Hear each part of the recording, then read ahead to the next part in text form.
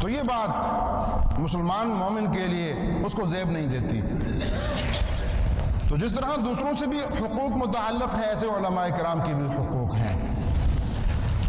اور سامعین محترم، علماء کا حق یہ ہے کہ ہم ان کی مجلسوں میں بیٹھیں، ہم ان کے درسوں میں بیٹھیں، ہم اپنے شرعی مسائل کا حکم ان سے معلوم کریں، ان سے قرآن اور سنت کی تعلیمات حاصل کریں، ہم اپنی زندگی کے ہر پہلو میں ان سے رہنمائی حاصل کریں، کیونکہ وہ ہمیں رہنمائی دیتے ہیں جیسے کہ قرآن میں ہے، جیسے کہ نبی صلی اللہ علیہ وسلم نے فرمایا ہے، اس طریقے پر ہماری رہنمائی کرتے ہیں۔ اور یہ ہماری بنیادی ضرورت ہے، جیسے کھانا پینا ہماری بنیادی ضرورت ہے، سانس لینا ہماری بنیادی ضرورت ہے۔ اگر ہم سانس نہ لے سکیں، آکسیجن نہ ہو، پانی ختم ہو جائے، کھانے کا کچھ نہ ملے، تو ہم ہلاکت کی طرف چلے جاتے ہیں۔ اسی طرح ہماری ضرورت ہے کہ جو ہمارا باطن ہے یہ پاکیزہ رہے، یہ بیمار نہ ہو، یہ تندرست رہے، یہ ایمان والا ہو۔ اگر یہ بھی ایمان ہوا تو پھر ہم جہنم کی طرف جانے لگیں گے، پھر ہماری دنیا بھی برباد اور آخرت بھی برباد۔ تو اس وجہ سے جو لوگ ہمارے بدن کی اصلاح کرتے ہیں، طبیب ہیں، حکماء ہیں، ڈاکٹر ہیں، ہسپتال ہیں، ہم ان کی عزت و تکریم کرتے ہیں کہ ہمیں جو بیماری بدن کو لگتی ہے ہم ان کے پاس جاتے ہیں، وہ اس کی اصلاح کی کوشش کرتے ہیں۔ کرنے والی ذات تو اللہ کی ہے، لیکن وہ کوشش کرتے ہیں۔ اسی طرح ہمارے باطن کو جو بیماریاں لگتی ہیں ان کا بھی تزکیہ ہوتا ہے، اور اس کے لیے علماء کرام ہیں، یہ نیک لوگ ہیں، ان کے پاس ہم جاتے ہیں، وہ ہماری اصلاح کرتے ہیں۔ تو اس لیے ان کی اہمیت بہت زیادہ ہے، ہماری بنیادی ضروریات میں سے ہے۔ اگر کوئی یہ کہتا ہے کہ پاکستان کو یا اسلامی ملکوں کو دینی مدارس کی ضرورت نہیں ہے، یہ ویسے ہی اتنے مدرسے کھل گئے، ان کی کیا ضرورت ہے، ان کی جگہ دیگر تعلیمی درسگاہیں، اسکول، کالج، یونیورسٹیاں ہونی چاہیے، مدرسے نہیں ہونے چاہیے۔ اگر کوئی یہ سوچتا ہے، یہ کہتا ہے، تو وہ بیوقوفی کرتا ہے۔ ہماری بنیادی ضرورت ہے، جیسے سانس لینا ہماری بنیادی ضرورت ہے، کھانا پینا ہماری بنیادی ضرورت ہے، ہمارا علاج ہماری بنیادی ضرورت ہے، ہمارے لیے تعلیم ہماری بنیادی ضرورت ہے، اسی طرح ہمارے لیے تزکیہ اور شریعت پر چلنا، نبی کریم صلی اللہ علیہ وسلم کے بتائے ہوئے طریقے کو جاننا ہماری بنیادی ضرورت ہے۔ اس کے بغیر کوئی چارہ نہیں ہے۔ یہ تو آگ کے گڑھے میں گریں گے اور یا پھر ان کی رہنمائی حاصل کرتے ہوئے جنتوں میں چلے جائیں گے۔ اللہ پاک ہم سب کو نصیب فرمائے۔ تو سامعین محترم، یہ ہماری بنیادی ضرورت ہے۔ اگر یہ دینی ادارے نہیں ہوں گے، یا مسجدوں میں اصلاح کا طریقہ نہیں ہوگا، مدارس مکاتب میں رہنمائی ہمیں شریعت کی نہیں ملے گی، تو پھر ہمارا حال بھی یہ ہوگا جو کچھ عرصہ پہلے جیسے کہ اسپین میں ہوا، بخارا میں ہوا، ان مراکز کو دیکھیں جہاں سے اسلام کی تعلیمات پھیلی، کتابیں لکھی گئیں، بڑے بڑے علماء وہاں پیدا ہوئے، اور پھر وہاں کے حکمرانوں نے، وہاں جب دوسروں کا غلبہ آیا، اغیار کا غلبہ آیا، انہوں نے یہ مکاتب، مدارس، خانقاہیں، یہ سلسلے ختم کر دیے۔ اب وہاں نام کے تو مسلمان ہیں، لیکن اسلامی تعلیمات، قرآن کے ماہرین، حدیث کے ماہرین، فقہ کے ماہرین ان علاقوں میں اب نہیں ہیں، تو وہاں سے یہ سلسلہ ختم کر دیا گیا۔ صرف 20 سال چاہیے ہوتے ہیں نئی نسل کو آنے میں۔ اگر آپ یہ سلسلے بند کر دیں تو 20 سال بعد والی جو نسل آئے گی وہ دین سے بالکل بے علم ہوگی، ان کا دین بدل چکا ہوگا۔ وہ نام کے تو مسلمان ہوں گے، جن لوگوں کو وہاں سفر کا موقع ملا ہے وہ جانتے ہیں کہ ان کے پیارے پیارے اسلامی نام ہیں، لیکن ان کا لباس، ان کا وضع قطع، ان کے اعمال، ان کی تجارت وہ اسلام سے بہت دور ہے۔ تو یہی وجہ ہے سامعین محترم، اس بات کی ضرورت ہے کہ جو حق ہمارے ساتھ متعلق ہے علماء کا، جتنے انسانیت کے حقوق ہیں سب پہ عمل کرنا چاہیے، سب کو ادا کرنا چاہیے، یہ اللہ کا حکم ہے۔ لیکن ہم سے عموماً ان میں بعض میں کوتاہی ہوتی ہے، حقوق العباد میں بہت کوتاہی ہوتی ہے، پھر انہی میں سے علماء کے حقوق ان میں کوتاہی ہوتی ہے، ہم وہ ادا نہیں کرتے۔ اور پھر حدیث میں تو اس کو بھی بیان کیا گیا۔ ایک حدیث مبارک ہے، صحت کے اعتبار سے، سند کے اعتبار سے ضعیف ہے، لیکن معنی اور مفہوم کے اعتبار سے علماء نے اس کو قبول کیا ہے۔ اس حدیث کا مفہوم یہ ہے کہ عالم کی لغزش سے بچو، عالم کی جو غلطی ہے اس سے بچو، اس غلطی کو اختیار نہ کرو۔ ولا تقطعوه، اور اس کے باوجود اس سے قطع تعلق مت کرو، اور اس کے رجوع کا انتظار کرو، اس کے لوٹ جانے کا انتظار کرو۔ انتہائی پیارا مفہوم ہے اس روایت کا۔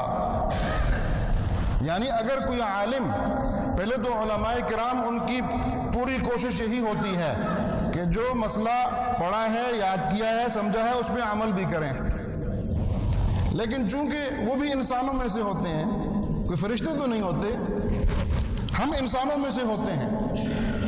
جیسے ہم گوشت پوست کے بنے ہیں ویسے وہ بھی ہیں، جس معاشرے میں ہم رہ رہے ہیں اس معاشرے میں وہ بھی رہ رہے ہیں۔ ہاں، اگر کسی کی اصلاح ہوئی ہے تو وہ ہم میں سے ایک بہترین انسان ہوتا ہے، اور اگر کسی پہلو میں اصلاح نہیں ہو سکی یا کہیں بگاڑ آ گیا ہے اور کوئی غلطی کر بیٹھا ہے تو اس غلطی کی صورت میں بھی نبی صلی اللہ علیہ وسلم فرماتے ہیں کہ اس سے قطع تعلق مت کرو، یعنی اس کی توہین مت کرو، اور اس کی جو لغزش ہے، اس کی جو غلطی ہے، اس کو اپناؤ مت، اس کی پیروی مت کرو۔ ہمارے ہاں عموماً یہ مزاج ہوتا ہے، جب کسی برائی سے منع کرتے ہیں تو جواب یہ ملتا ہے کہ فلاں فلاں عالم کو میں نے دیکھا وہ بھی ایسا کرتے ہیں، فلاں عالم بڑے لوگ وہ بھی ایسا کرتے ہیں، یہ دلیل جواب میں ملتی ہے۔ تو نبی کریم صلی اللہ علیہ وسلم نے بنیادی اس دلیل کو روک دیا، منع کر دیا، اتقوا ذلت العالم۔ اگر کوئی عالم، کوئی لغزش اس سے ہوتی ہے، کوئی غلطی ہوتی ہے، اس کی پیروی مت کرو۔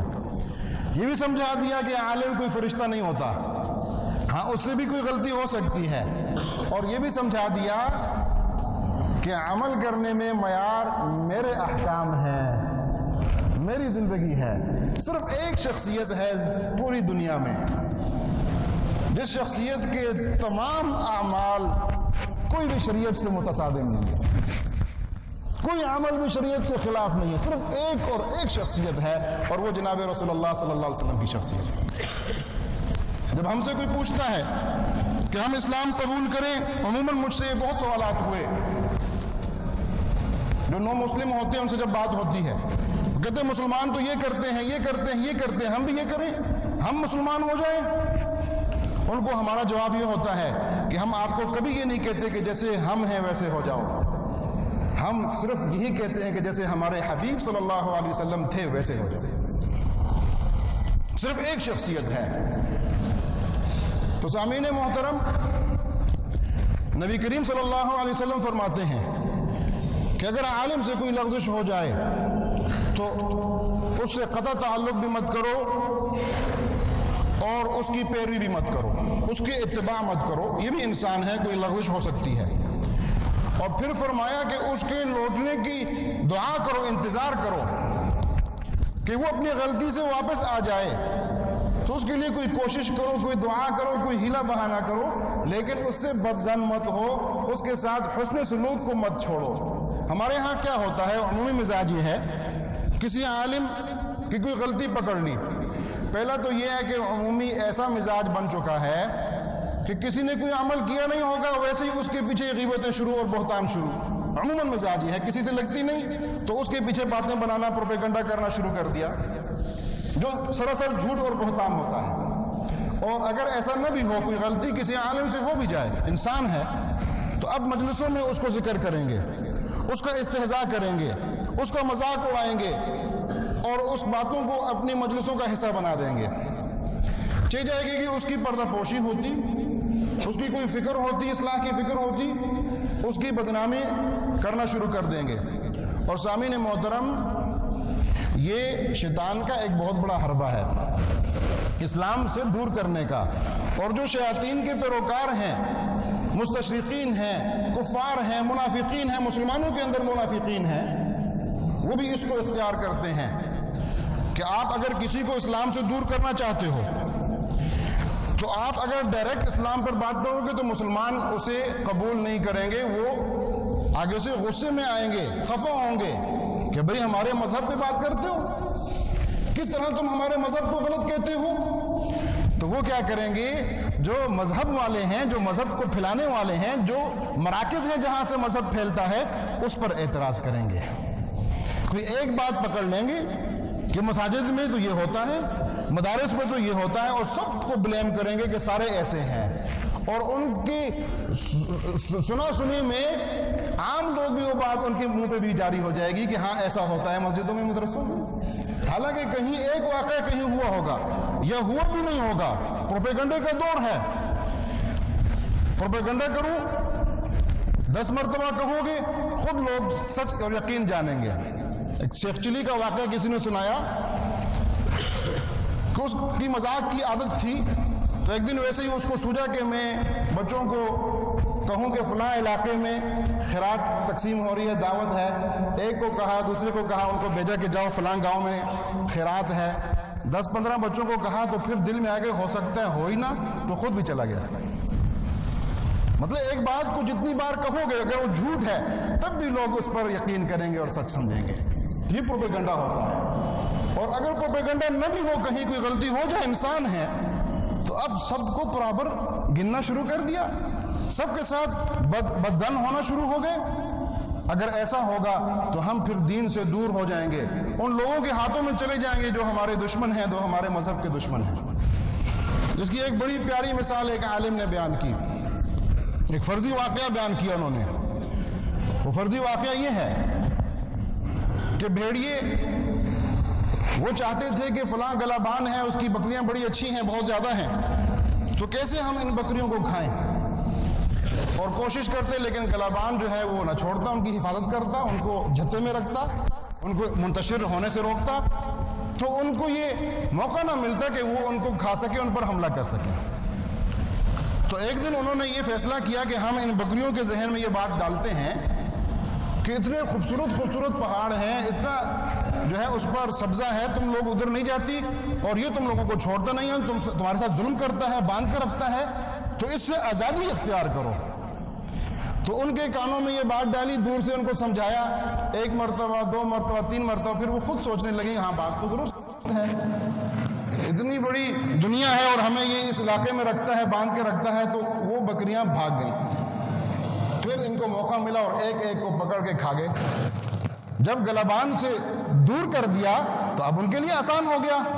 تو اسی طرح جب آپ کو مذہب کے مراکز سے دور کر دیا جائے گا، جب آپ کو مدارس سے دور کر دیا جائے گا، جب آپ کو مساجد سے دور کر دیا جائے گا، تو پھر ان کے لیے آسان ہوگا۔ بدظن تو آپ کو کر دیا علماء سے، بدظن تو کر دیا مسجدوں سے، بدظن تو کر دیا دیندار لوگوں سے، تو اب وہ بڑی آسانی سے آپ کے ذہن میں وہ زہر اگل سکتے ہیں، ڈال سکتے ہیں، انڈیل سکتے ہیں، جو زہر انہوں نے تیار کر رکھا ہے، اور ایسا بہترین تیار کر رکھا ہے سامعین محترم کہ بعض علماء بھی اس کا اثر لے لیتے ہیں۔